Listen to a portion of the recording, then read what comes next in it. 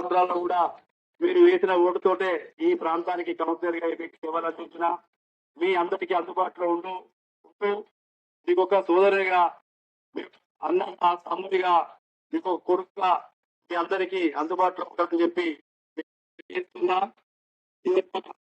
ఎన్నికల్లో నేను పోటీ చేసే సందర్భం కాదు, అటువంటి పరిస్థితుల్లో నేను లేను. కానీ మన సోదరులు మన అక్క చెల్లెళ్ళు అన్న నువ్వు పోటీ చేయాలి, ఈ సేవలు మాకు కావాలి, నీలాంటి వాళ్ళు ఈ ప్రాంతానికి బాగుంటుందని చెప్పి చాలా మంది నాకు చెప్తే ఈ యొక్క పోటీలోకి రావడం జరిగింది.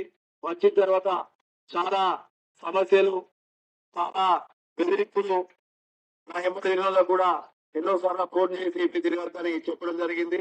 భయ ప్రాంతాలకు గురి చేస్తే చాలా మంది కూడా భయానికి గురైన సందర్భాలు ఉన్నాయి. మేము పోటీస్తున్నాం చెల్లెలైనా ఎవరికి భయపడే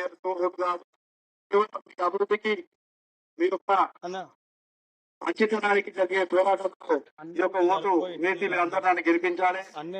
ఈ కౌన్సిలర్ సాధించేది ఏం లేదు, ఈ వార్డు అభివృద్ధి చేసింది తప్ప నా కుటుంబ పరంగా అన్ని రకాలుగా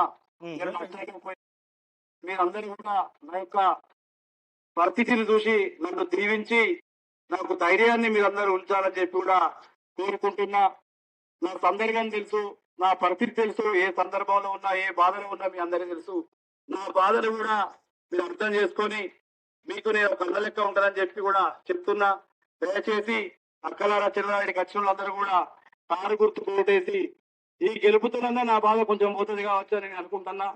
అటువంటి బాధను మీరు తీర్చాలని నేను కోరుకుంటున్నా. నేను గెలిచిన తర్వాత కూడా ఎప్పటిలాగానే ఉంటా, నేను మారా, మీ యొక్క తమ్ముళ్ళ లెక్కనే ఉంటా. మీరు ఎక్కడికి వెళ్తే అక్కడికి వస్తా.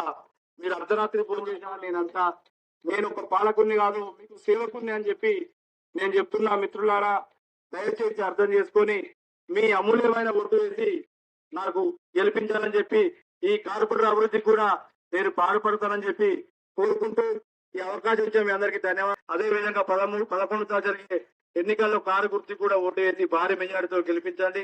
నేను గెలిస్తే మీరు గెలిచినట్టే, మీ ఇంట్లో నేను ఒక నాయకుడు ఉన్నట్టే అని చెప్పి మీరు ఆలోచించుకోండి. Thank you.